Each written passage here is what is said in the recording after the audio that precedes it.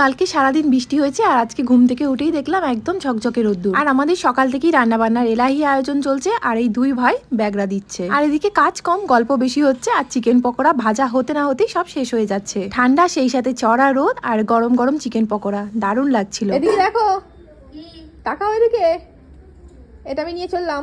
যাও।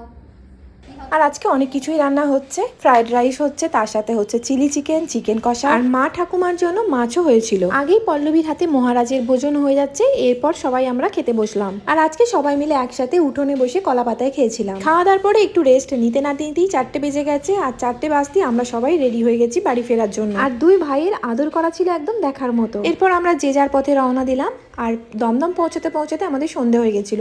তারপর পল্লবীকে নামিয়ে আমরা বাড়ি ফিরলাম। আর ডোডোর এখন খুব কাজের চাপ চলছে, বলে ও নাকি অফিসে কাজ করে, অফিসের কাজ করছে এখন ল্যাপটপ। বাড়ি থেকে রাতের জন্য চিকেন নিয়েই এসেছিলাম আর গরম গরম ঘি দিয়ে রুটি বানিয়ে নিলাম।